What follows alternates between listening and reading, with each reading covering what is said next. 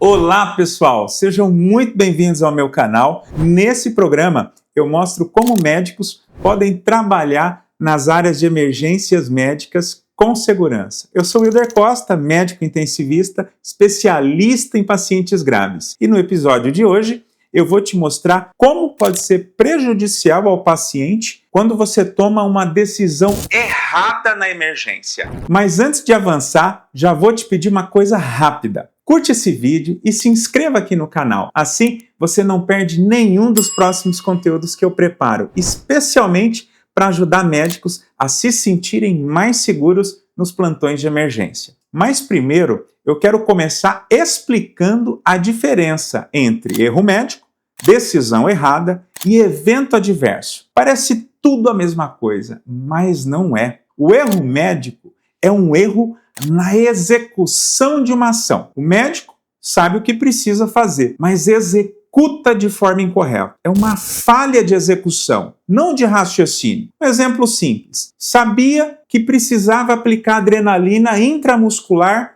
numa anafilaxia, mas aplicou endovenoso. Isso é um erro médico de execução. Ou então prescreveu heparina correta, mas na dose errada. É um erro médico. Ou intubou o paciente, mas o tubo foi colocado no esôfago. Erro médico técnico. O médico tinha a conduta certa, mas fez da forma errada. Decisão errada é um erro de raciocínio, julgamento ou diagnóstico. O médico escolhe a conduta errada porque interpretou mal o caso.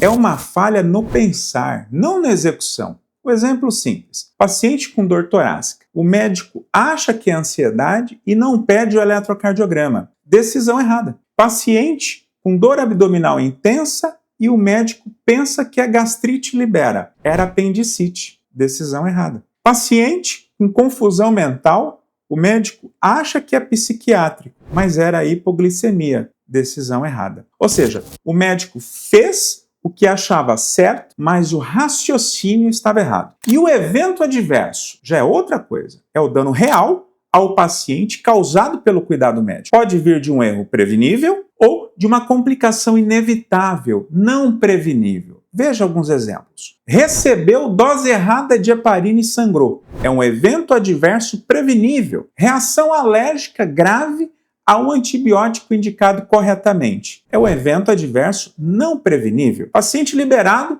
com infarto e morreu. É um evento adverso causado por uma decisão errada. E olha quantos tipos existem de erros médicos, decisões erradas e eventos adversos. Vamos falar um pouquinho dos tipos de erro médico. O erro médico é uma falha na execução ou no processo do cuidado e pode acontecer de várias formas. A primeira, o erro de execução ou de técnica. O médico sabe o que fazer, mas executa de forma incorreta. Por exemplo, intuba, mas coloca o tubo no esôfago. Aplica adrenalina na via errada, EV, em vez de M. Erro na dose de um medicamento. Sabia o que fazer, mas fez errado. A segunda, erro de omissão. Deixa de fazer algo que era necessário. Exemplo, não solicita o eletrocardiograma numa dor torácica ou não inicia antibiótico numa sepse. Não verifica glicemia em paciente confuso. Ou seja, deixou de fazer o que era obrigatório fazer. Terceira, erro de comunicação. Ocorre por falha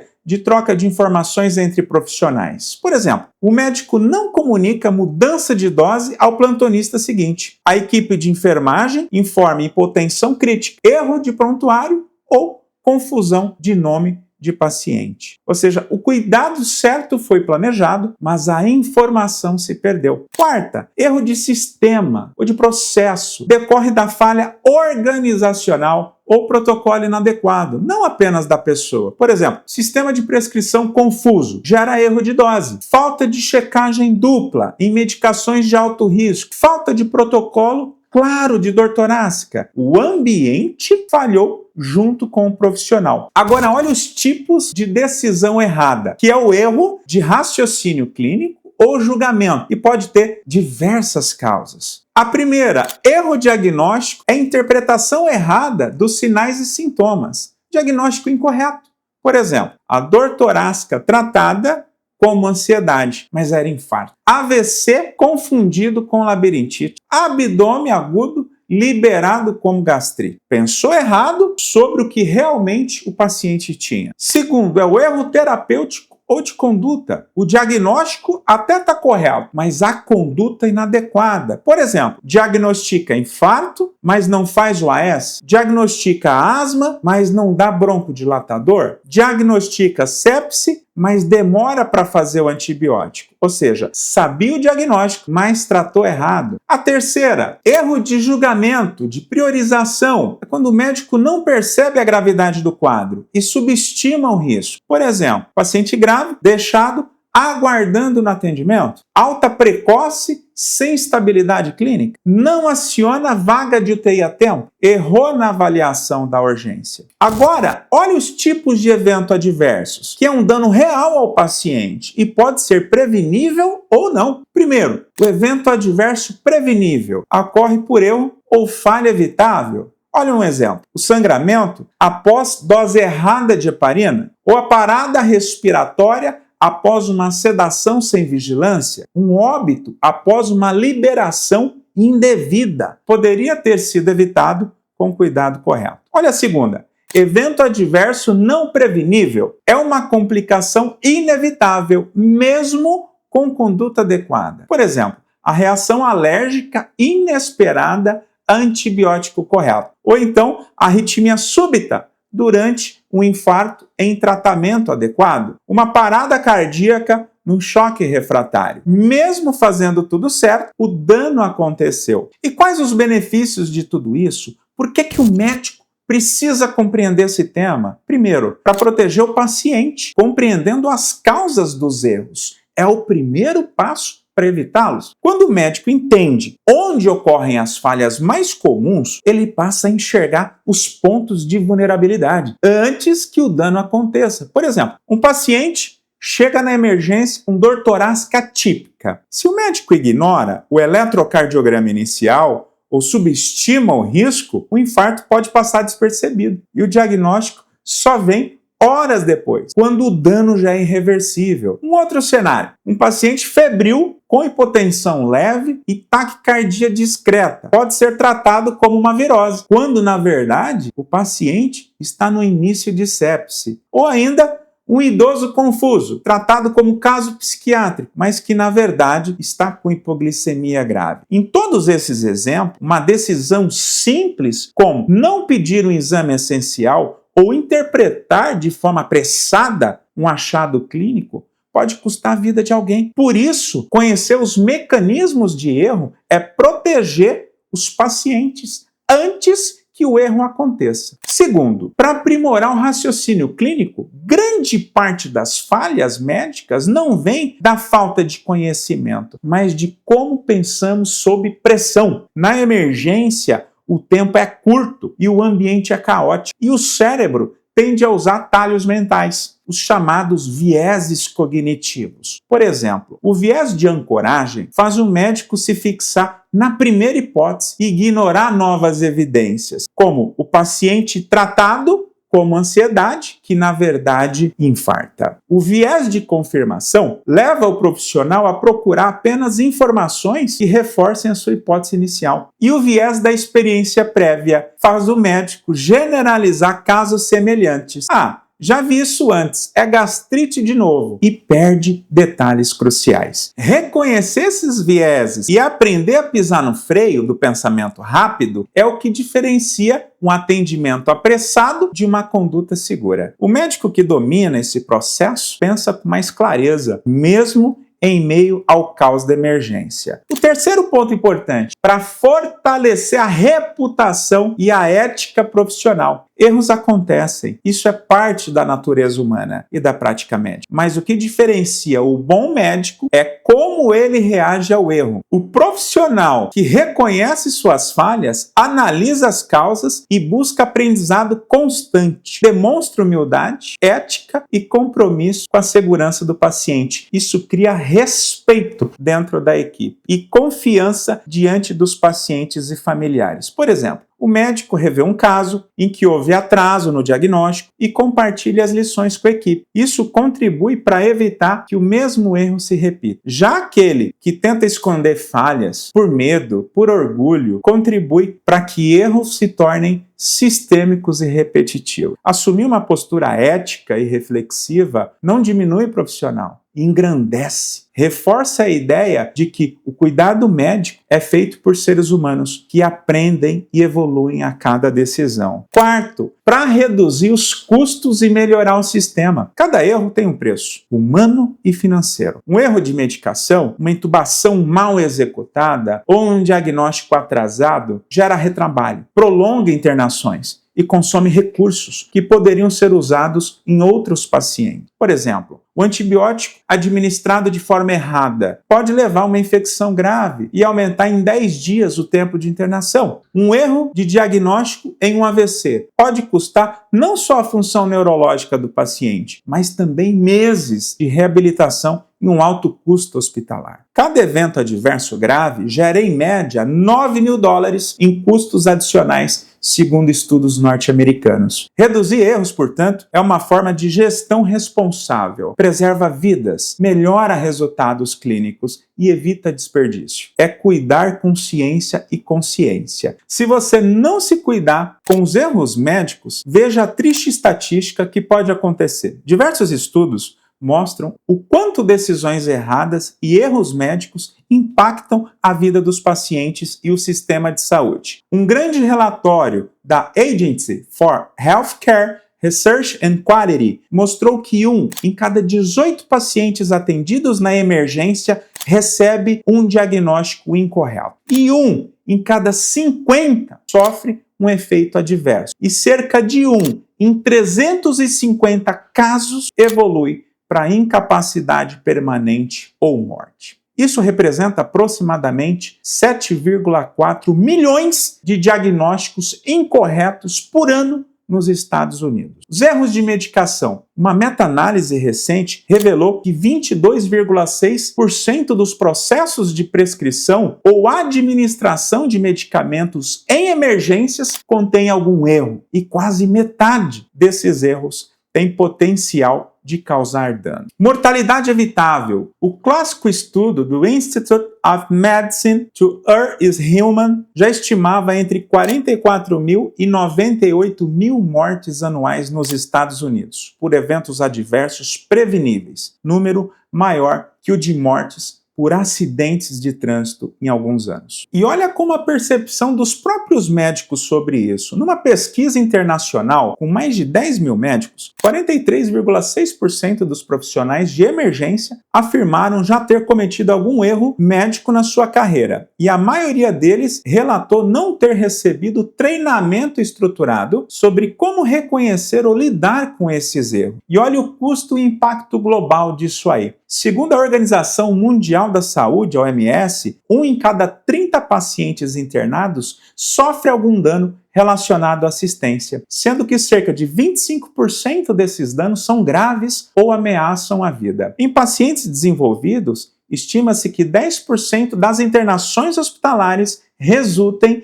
em algum tipo de evento adverso, e a metade deles poderia ter sido evitada. E por que esse tema quase não é debatido entre os médicos de emergências ou nos congressos médicos de emergência? Isso tem várias razões psicológicas, culturais e institucionais que explicam por que esse tema não recebe a importância que merece. Primeiro, a cultura da infalibilidade médica. Desde a formação, médico é ensinado a não errar. O erro é visto como falha moral ou incompetência, e não como parte inevitável da prática humana. O resultado disso é um ambiente onde o erro é escondido, não analisado. Muitos profissionais têm medo de admitir uma falha por receio de julgamento, punição ou perda de credibilidade. Nas equipes, quando ocorre um erro, o instinto é abafar o caso, o oposto da cultura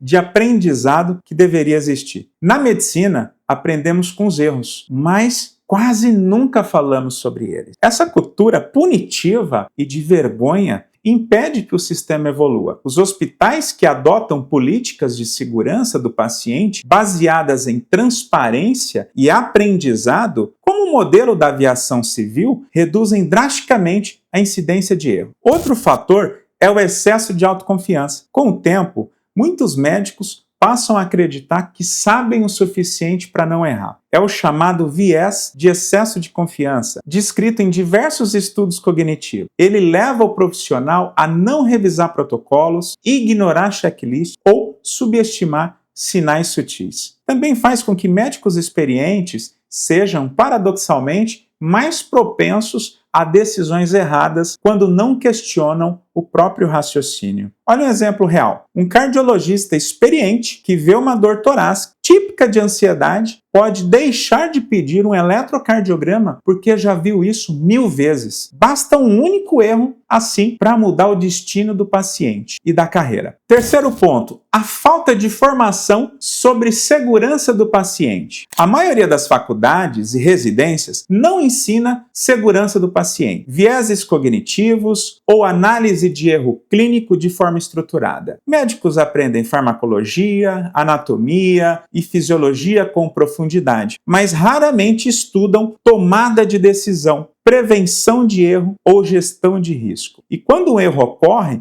não existe um protocolo de aprendizado institucional como um debriefing sistemático. A medicina forma excelentes técnicos, mas ainda falha em formar profissionais que entendem o próprio processo decisório. Um quarto ponto, falhas sistêmicas e sobrecarga. Nem todo erro vem do médico em si. Muitos são fruto do ambiente de trabalho. A sobrecarga, a falta de equipe, os sistemas eletrônicos confusos e a pressão constante criam o terreno perfeito para erro. Por exemplo, uma emergência lotada, com 30 pacientes para um médico, torna impossível revisar cada caso com a atenção ideal. Falhas em prontuários eletrônicos, medicamentos parecidos ou ausência de protocolos padronizados ampliam a chance de erro. Esses fatores de sistema normalizam o erro. Ele passa a ser visto como inevitável, quando na verdade é prevenível com estrutura e cultura adequada. O quinto ponto, a ausência de feedback e aprendizado coletivo. Na maioria dos serviços, quando um erro acontece, não há discussão aberta sobre o que deu errado. O caso não vira um aprendizado institucional e a história vai se repetindo. Diferente da aviação, onde cada falha gera um relatório de melhoria, na medicina, muitas vezes, o erro morre com o paciente e com o silêncio da equipe. Um sexto ponto, o peso emocional e o medo de lidar com o erro. O erro médico é também um trauma para o próprio médico. Profissionais que vivenciam um evento adverso grave relatam sintomas semelhantes ao estresse pós-traumático, culpa, insônia, ansiedade e até abandono da profissão. Isso cria um ciclo de silêncio e negação, porque admitir o erro significa reviver o trauma. Muitos preferem evitar o tema do que lidar com o peso emocional que ele traz. Mas por onde começar a mudar essa situação? O primeiro passo é reconhecer que o erro faz parte da prática médica. Todos nós já erramos. O problema não é o erro em si, e sim o silêncio sobre ele. A cultura de esconder falhas só perpetua os mesmos problemas. Comece criando um ambiente onde o erro pode ser discutido. Converse com colegas de plantão, discuta casos complicados sem apontar culpados e compartilhe o que aprendeu. Exemplos práticos aqui. Durante uma reunião de equipe, diga: na semana passada tivemos atraso na coleta de lactato e um caso de sepse. O que poderíamos ajustar para que isso não aconteça de novo? Se algo deu errado no seu atendimento, chame o colega e fale com naturalidade. Olha, acho que eu poderia ter pedido a tomografia mais cedo nesse caso. O que você acha? Essas mudanças simples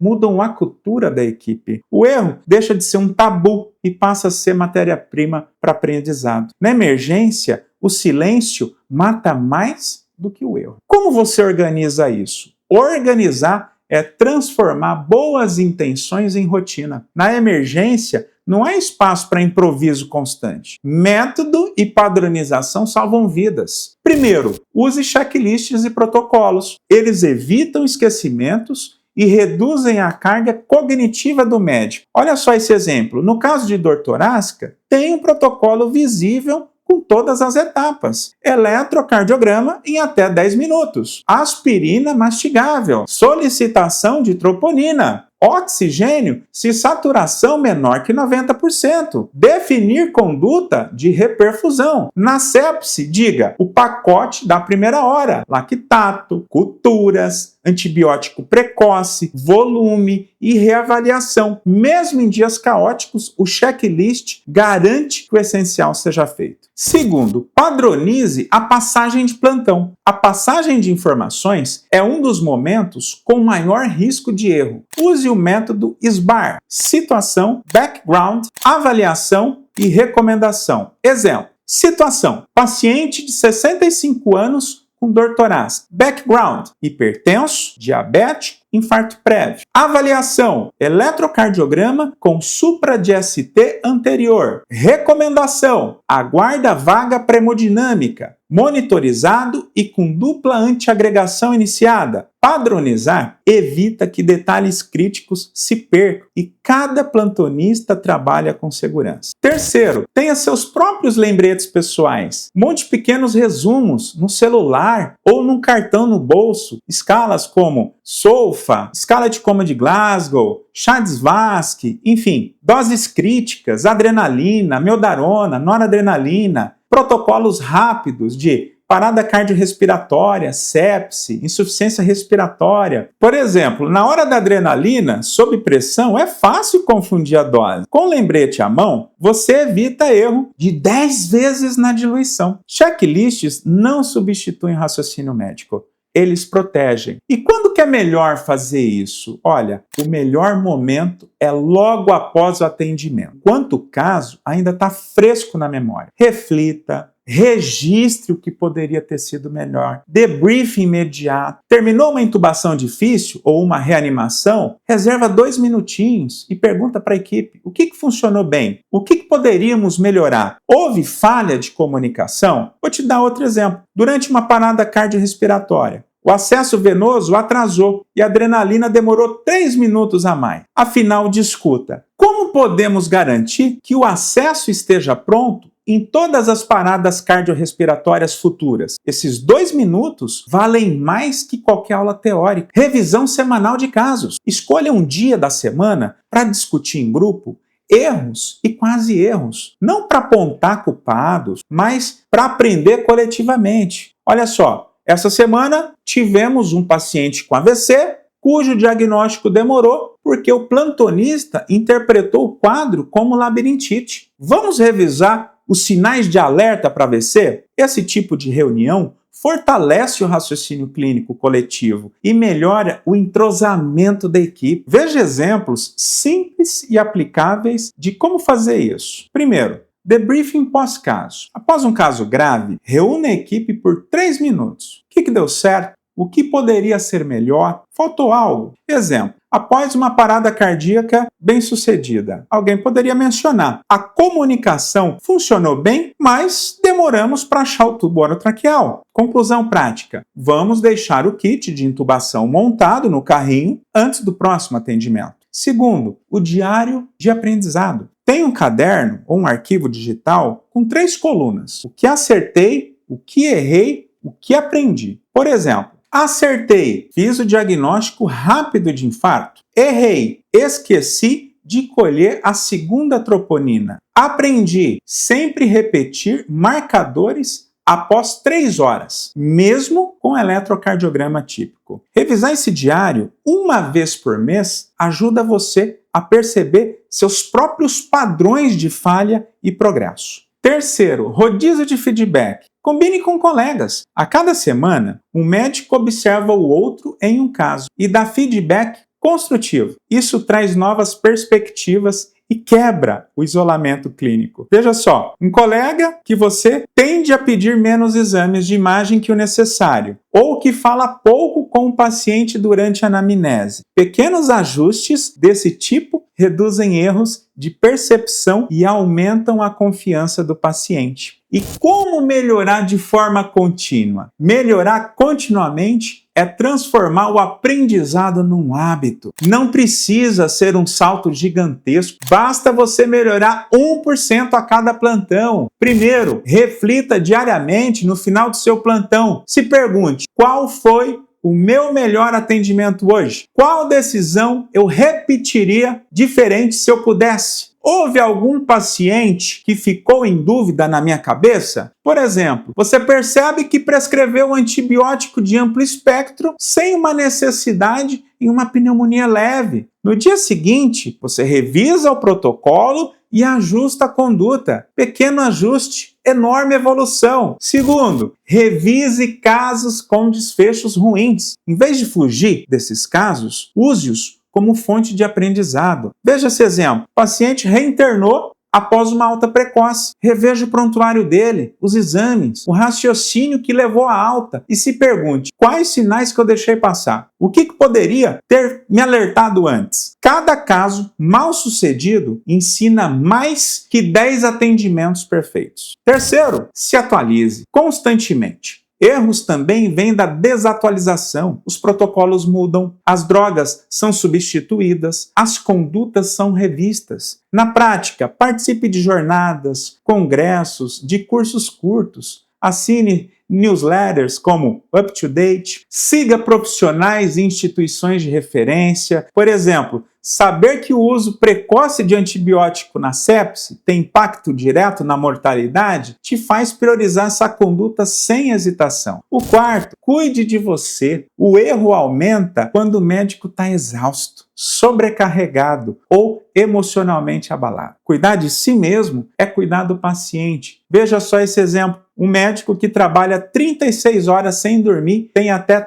3 vezes mais chance de errar em uma prescrição. Durma, alimente-se bem e reconheça seus limites. Isso é segurança do paciente também. Quinto ponto, compartilhe conhecimento. Ensinar é a melhor forma de fixar o aprendizado. Quando você explica para alguém o que aprendeu com um erro, transforma uma falha individual em uma melhoria coletiva. Veja esse exemplo. Semana passada, errei na dose de noradrenalina. Revisei o protocolo e já ajustei o padrão no prontuário. Posso mostrar para vocês como ficou? Esse tipo de atitude eleva o nível de toda a equipe. Então, hoje nós vimos que o erro médico é uma falha de execução. O médico sabe o que precisa fazer, mas faz de forma errada. Por isso, técnica, atenção e prática constante são essenciais para evitar esse tipo de erro. Vimos também que a decisão errada é diferente. Ela nasce de um raciocínio incorreto, de um julgamento equivocado. Muitas vezes o médico faz o que acha certo, mas interpretou mal o caso. Entender como pensamos sob pressão e reconhecer nossos vieses cognitivos é o primeiro passo para decidir com segurança. Falamos ainda sobre o efeito adverso, que é o dano real ao paciente. Ele pode ser prevenível, quando decorre de um erro evitável, ou não prevenível, quando acontece mesmo com todas as condutas corretas. E compreender essas diferenças é essencial para proteger o paciente antes que o erro aconteça. Vimos que conhecer os mecanismos de erro é proteger o paciente, fortalecer o raciocínio clínico e aprimorar a ética profissional. É também uma forma de melhorar os resultados do sistema de saúde, reduzindo custos, retrabalho e internações prolongadas. Mas, acima de tudo, aprendemos que mudar essa realidade começa com atitudes simples. Falar abertamente sobre os erros, usar protocolos, revisar casos, buscar feedbacks e cuidar de si mesmo para cuidar melhor dos outros. Porque na emergência, o silêncio diante do erro pode custar uma vida, mas o aprendizado compartilhado salva muitas. Se esse conteúdo fez sentido para você, curte esse vídeo e se inscreva no canal. Assim você não perde os próximos conteúdos que eu vou trazer para ajudar médicos a trabalharem nas emergências médicas com segurança. E agora eu quero saber, você tinha ideia de como uma decisão médica errada nas emergências poderia trazer tantas consequências? Você vê colegas médicos falando sobre isso no dia a dia? Escreve aqui nos comentários que eu quero ver a sua opinião. Um grande abraço e até a próxima.